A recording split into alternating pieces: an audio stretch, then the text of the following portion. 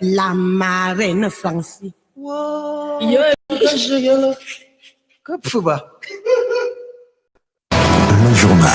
journal. The News.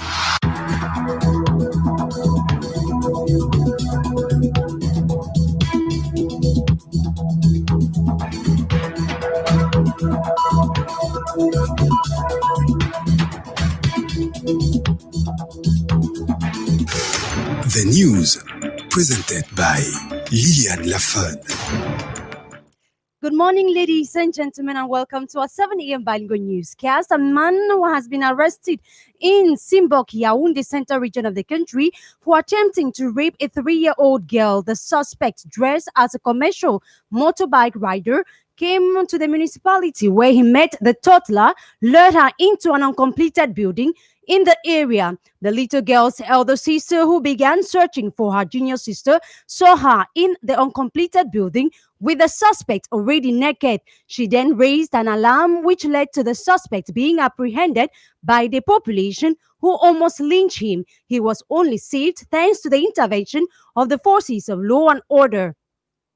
The Cameroon military is reporting to have neutralized self-acclaimed separatist General Ayeke of the Alu guerrilla fighters. Going by a video circulating on the internet, one of the Cameroon's elite forces commander who led the operation confirmed that the separatist kingpin was gunned down in a raid early yesterday morning in his hideout at Besali, a village situated in the Libialem division of the southwest region. In another video shared on the internet, the separatist leader was seen in his own pool of blood with sophisticated weapons in his hands, wearing military attire. The military commander added that he and his team succeeded in liberating some persons who had been kidnapped by Ayeke and his group of fighters. The dreaded warlord was last seen in public on October 2020 in Libialem, where he led a parade in the celebration of the so-called Independence Day of the fictitious country called Ambazonia.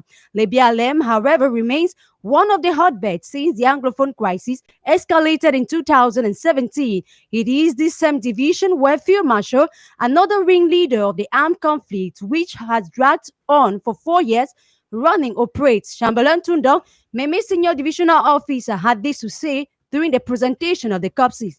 First of all, I'm very, very happy because many people have suffered in the hands of those criminals. And it is also a very big signal to those who continue to fight the state. You can never fight the state. The state will remain the state. That is a testimony that our army is a professional one. That our army is there to protect and to secure the population. We'll continue to highlight it here that the head of state gave the way out to all those fighters for them to surrender and to resume normal activities. For all those who will continue to be stubborn, let the army do its work. And today, all of us, we are enjoying.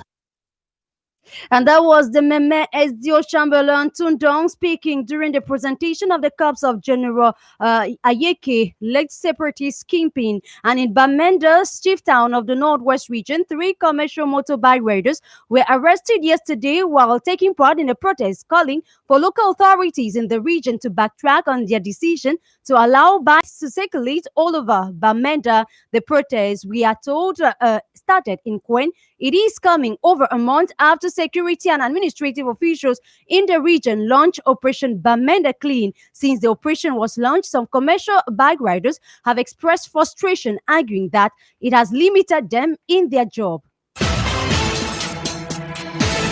Prime Minister, Head of Government Joseph John Gulte yesterday inaugurated 5 new nautical engines at the Douala Port Authority. These engines, according to the Head of Government, will not only make the Douala Port more competitive, but sand extracted will help reduce construction construction costs and create more employment for the youth. Meanwhile, 3 companies have been shortlisted for the construction of the second phase of the the Yaoundé-Douala Highway, 186 kilometers from Bidoudi in the Central region to Douala in the Littoral region. The loan enterprise that will be retained will be charged with financing, conceiving the project, construction, and exploitation and maintenance of the road. And the Ministry of Finance, through its Minister Luipo Motaze, says Cameroon collected 586 and 84.5 billion CV francs as all revenues in 2019. The Finance Ministry's report adds that the collection is above the annual target of 506 billion CV francs set to be achieved that same year. According to the statistics, all revenues in Cameroon grew by 84.3 billion CV francs in 2019. As a result of this performance, internal oil revenue went up to 14.6% in 2018 to 16.7% in 2019.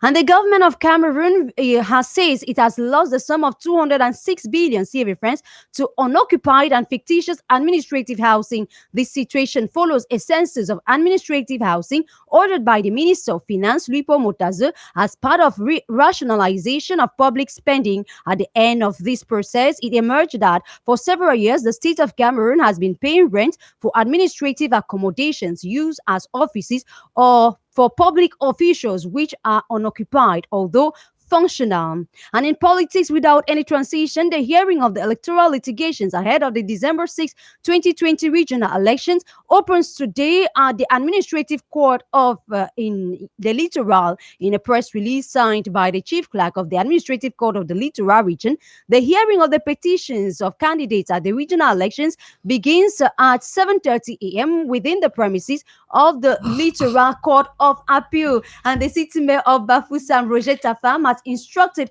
the demolition of 10 houses constructed in risky zones. The demolition process, which comes 72 hours after the victims